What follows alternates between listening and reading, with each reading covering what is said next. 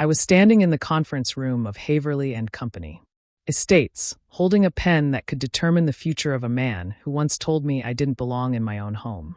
Across the polished oak table sat my stepbrother, Kevin, 52 years old, red-faced, desperate, and suddenly very polite. "Please, Margaret," he said, voice trembling. "Just sign the release. We can both move on." I could smell the fear on him. Not panic, fear. A man accustomed to control, now realizing he had none. The attorney shifted in his seat, waiting. The documents were pristine. His impatience wasn't. I took a slow breath. The room was too warm, the overhead lights too bright, the air too still. Everything around me felt staged, like a final test of truth. Funny, I thought. After all these years, this is how it ends. Kevin's eyes darted from my face to the pen in my hand. He knew I had the power to either open the gates for him, or shut them tightly. And what he didn't know, what he couldn't have imagined, was how long I had prepared for this moment. How carefully I had gathered the evidence. How quietly I had documented the lies. How patiently I had waited while everyone underestimated me. He needed me now. Needed my signature. Needed the woman he once dismissed with a single sentence that shattered every illusion of family I had clung to. "You're not real family," he told me 3 years earlier. But as I held the pen above the paper, I realized something profound. Maybe he was right. Maybe that was exactly why I didn't owe him a single thing. I looked him in the eyes, those same cold eyes that once ignored me at holidays, those same dismissive eyes that laughed when I asked about my mother's belongings. And I finally said the words I'd rehearsed silently for months. "Before I sign anything," I whispered, "you and I are going to talk about the truth." The attorney stiffened. Kevin went pale, because the truth was finally ready to walk into the light, and I was the one leading it there. But to understand how we reached this table, how a single signature became the last thread holding his life together, you need to know the story from the beginning. Starting with who I am. My name is Margaret Ellison, and I am 64 years old. I grew up believing that age brought a certain invisibility, that people looked right through women my age unless they needed something. But as I've learned, invisibility isn't always a curse. Sometimes it's a cloak, a space to observe, a quiet vantage point from which truth becomes painfully clear. Before my mother remarried, it was just the two of us. She was gentle but determined, a woman who worked double shifts and still found time to braid my hair before school. When she met Charles, Kevin's father, I was 19. I had just started community college, studying bookkeeping, imagining a simple, steady life. Charles was kind in those early years, soft-spoken with a warm, grounded presence. He brought stability to my mother's life, and for that I was grateful. Kevin, though. Kevin was already grown. 24. Loud. Confident. A man who believed the world owed him applause. When he shook my hand the first time, he smiled, but it didn't reach his eyes. Something in that moment lodged itself quietly in my memory. Still, I tried. I smiled at family dinners. I asked about his work, his hobbies, whatever scraps of common ground I could find. He never asked about mine. Not once. Life went on. I became a financial assistant for a small manufacturing firm. My mother's health declined but stabilized for a while. Holidays became rituals of polite distance. I spoke little, listened much. I learned early that Kevin treated kindness as weakness. By the time my mother passed, I was 59. He was in his late 40s, recently divorced for the second time, and already circling Charles's assets like a hawk. I told myself to stay patient, to stay calm, to respect the structure of family, even if someone inside it didn't respect me. But grief changes things. It changes people. And in the months after my mother's funeral, something changed in Kevin, subtle at first, then unmistakable. A shift, a territorial claim, a steady erosion of courtesy, until the day he said the sentence that rewired my entire understanding of where I stood. "You're not real family." He said it casually, carelessly, as if it were a fact. He had no idea that those 4 words would set everything in motion. He had no idea what they would cost him. The shift began quietly, the way weather turns before a storm. After my mother's passing, Charles retreated into a gentle sadness. He and I spent afternoons sorting through her belongings, folding scarves she once wore, deciding where things should go. He thanked me often, held my hand whenever emotion surfaced, and reminded me that I was part of his life, even if Kevin believed otherwise. But Kevin, well, he treated grief like an inconvenience. He stopped visiting unless money was involved. He stopped calling unless he wanted something signed. And when he did visit, he walked through the home as if it were already his. One afternoon, while I was organizing receipts for Charles's medical appointments, Kevin appeared in the doorway with a folder tucked under his arm.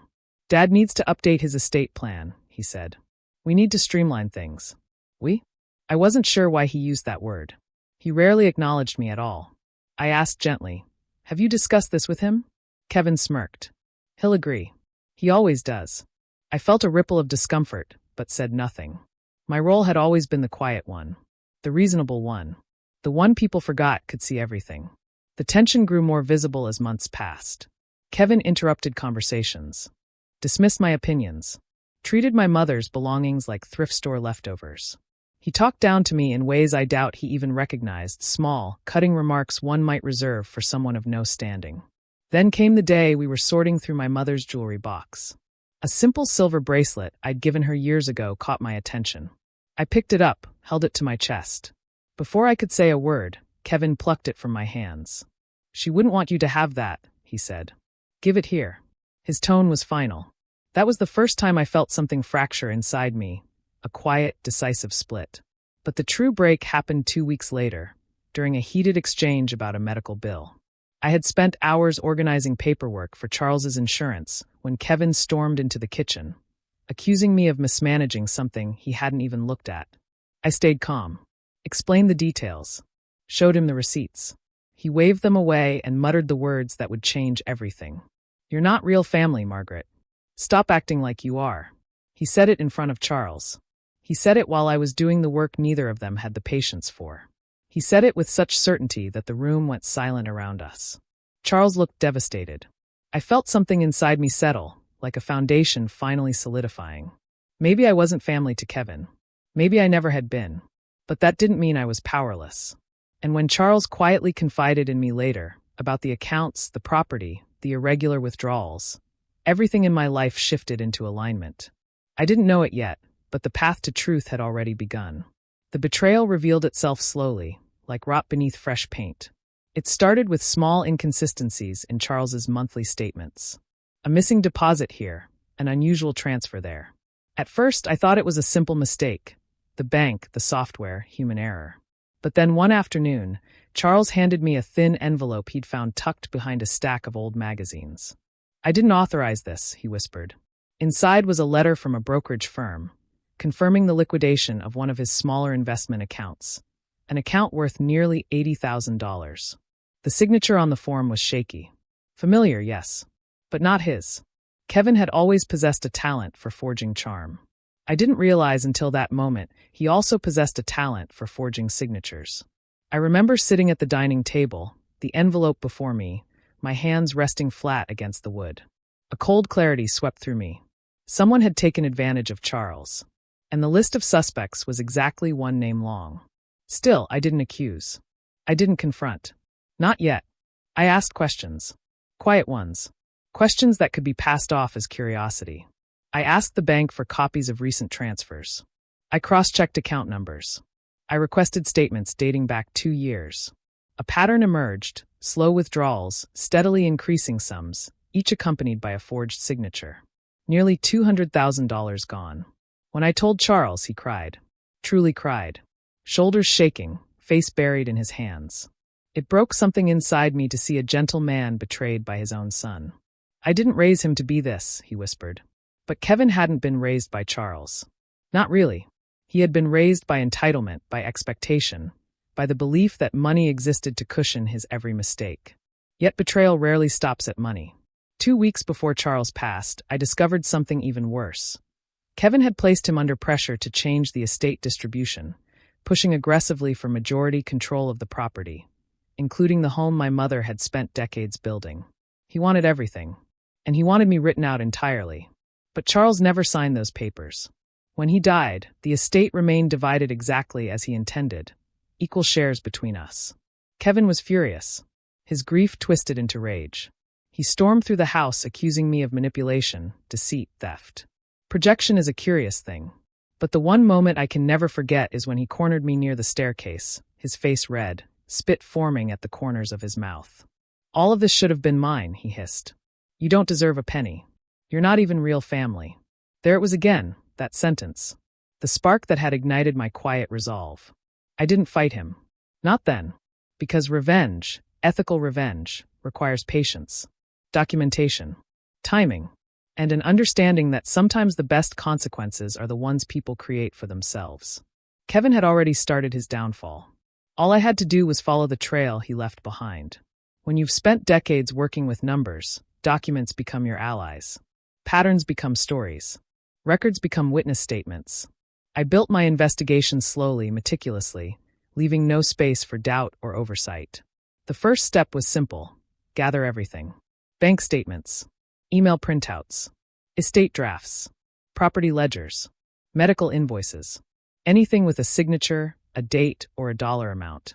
I created a binder, black, sturdy, labeled quietly with a single word: truth. Page by page, the story unfolded with chilling clarity. Forged signatures traced over themselves like a trail of echoes. Large withdrawals followed gambling binges I cross-referenced with public casino logs. Unauthorized asset transfers matched dates of Kevin's financial crises. But the most damning evidence came from a place I hadn't expected. Charles's attorney, an aging, careful man named Mr. Yates, called me one morning. "I think you should see something," he said. When I arrived, he pulled out a sealed envelope from his safe. "Charles asked me to hold this in case something ever happened to him." Inside was a handwritten note from Charles, dated 6 months before his death. It described Kevin's increasing demands, the pressure to alter the estate, the concerns about missing funds, and his trust that I would handle things with integrity. At the bottom, he wrote, "If anyone is to speak for me when I no longer can, let it be Margaret." My throat tightened as I read it. Grief and determination can coexist. I learned that in that moment. Mr. Yates helped me organize the evidence into a formal packet. Then he explained the next steps, patiently, methodically, as if sensing how heavy the responsibility felt. We would not accuse Kevin of a crime. We would not take him to court. We didn't need to. We would let the estate review board do its job. We would let the banks red flag the irregularities. We would let the IRS questions fall where they may. And when the estate required final signatures for release of funds and property titles, Kevin would find himself in a corner of his own construction. Because one signature would determine whether his forged transactions were waved through, or fully investigated. Mine. As I prepared for the confrontation, I felt a quiet shift inside me. Not anger, not vengeance, just clarity. I wasn't going to destroy Kevin. I was simply going to stop protecting him from the consequences he had created. The turning point came the morning I received a voicemail from the estate office. "Ms. Ellison, we need to schedule a joint signing with you and Mr. Harrow. There are discrepancies that require your approval before the distribution can proceed." Discrepancies. A polite word for fraud. Kevin must have received the same message, because within an hour, he was banging on my front door. I opened it slowly, intentionally leaving the security chain in place. He looked disheveled, hair uncombed, shirt wrinkled, eyes wide with fear disguised as irritation. "Why didn't you tell them we're good to go?" he demanded. "Why are they saying there are issues?" I let a calm silence stretch between us. "Because there are issues," I finally said. He stared at me, trying to read my expression, trying to gauge whether I knew. And I think in that moment he saw it, the quiet certainty in my eyes. The stillness. The strength he had never bothered to look for. "I need your signature," he snapped. "Stop making this difficult. You're holding up everything." "No, Kevin," I said softly. "I'm not the one who held anything up." He blinked, confused. Then I closed the door. Slowly, deliberately. The lock clicked, a small, intimate sound of boundaries being restored. That night, I placed my binder, the binder labeled Truth, into my tote bag. And as I did, I felt a kind of resolve settle over me. Revenge, I realized, isn't about anger. It's about alignment, about matching consequences to actions. And tomorrow, at the estate office, everything would align. Not because I forced it, but because Kevin had built the path himself, stone by stone, lie by lie. All I had to do was let the truth walk behind him. When Kevin walked into the estate conference room the next morning, he looked strangely hopeful, like a man expecting a miracle. Instead, he found me seated at the table with Mr. Yates, a bank representative, and the estate officer. The folder of discrepancies sat neatly in the center of the table. The estate officer began calmly. We've identified unusual activity tied to Mr. Harrow's access to several accounts. Before we proceed, both parties must acknowledge responsibility for the transfers. Kevin's jaw tightened. They were authorized. I slid the binder toward the center. By whom? I asked. He hesitated. The room noticed. The estate officer opened the binder, turning page after page. Comparisons of signatures, timestamps, financial logs, even screenshots of casino ATM withdrawals matching the missing amounts. Kevin's face drained of color. Then Mr. Yates set Charles's handwritten letter on the table. He left this in my care, he said gently. For Margaret. Kevin reached for it. Yates pulled it back. It wasn't written for you. My voice remained calm, steady as stone. I'm not accusing you of anything, Kevin. I'm simply refusing to sign off on transactions I know are irregular. The estate officer nodded. Without her signature, we cannot proceed. And without resolution of the discrepancies, the accounts will remain frozen. Frozen. A simple word with enormous consequences. Kevin sputtered. You can't do this. I need. I interrupted softly. You made it clear I'm not your family. So why would I enable something that harms the estate Charles entrusted me to protect? The room went silent. He sagged into the chair, defeated. Not humiliated by me, humiliated by his own reflection in the truth. The estate officer closed the folder. We will initiate a full review. Mr. Harrow, you will be contacted. And that was it. No yelling. No courtroom drama. Just a quiet, inevitable unraveling. Kevin walked out without looking at me. It wasn't triumph I felt. It wasn't bitterness. It was relief. For the first time in years, the weight of his entitlement was no longer mine to carry. In the weeks that followed, life grew strangely peaceful. The estate review began. The banks initiated their inquiries. The IRS sent its routine letters.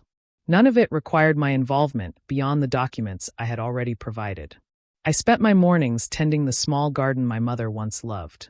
Afternoons reading in the sunlit living room Charles had spent years renovating by hand. Evenings walking the quiet neighborhood, relearning the rhythm of my own breath. For the first time since my mother died, I felt present in my own life. Kevin, meanwhile, grew increasingly silent. He stopped calling, stopped sending messages, stopped pushing. The world was finally answering him with a voice he couldn't talk over. One afternoon, I ran into a neighbor who mentioned seeing him leaving the estate office looking pale and shaken. I thanked her, smiled gently, but I felt no satisfaction, just a sense of completion. Truth has a way of clearing space, removing noise, creating room for healing. When the estate finally settled months later, the distribution remained exactly as Charles intended. Equal shares. No special privileges. No shortcuts. Kevin received his portion, smaller than he expected after debts were deducted. He signed quietly, eyes avoiding mine. There was no apology, but there was something else. Acknowledgement. Not respect. Not acceptance. But a recognition that I wasn't the woman he assumed he could overpower. And truthfully, that was enough. I kept the home. Not out of possession, but out of reverence. For my mother. For the life she built. For the quiet strength she taught me. Revenge wasn't a victory. Justice wasn't a battle cry. It was simply the restoration of balance. Something finally felt right. Looking back, I realized the greatest revelation came not from what Kevin did, but from what I allowed for far too long. I allowed myself to shrink, to yield, to stay silent in rooms where truth desperately needed a voice. And I learned something important. Family is not defined by blood or marriage or last names. It is defined by integrity, by loyalty, by the quiet acts of care we give when no one is watching. When Kevin said, "You're not real family," it wounded me because part of me believed him. But now I understand. I don't need to be his family to be whole. I don't need his acceptance to have value. I don't need his recognition to stand in truth. Revenge, when done ethically, is simply the moment you step out of the shadows and allow consequences to greet the person who created them. So here is my parting wisdom.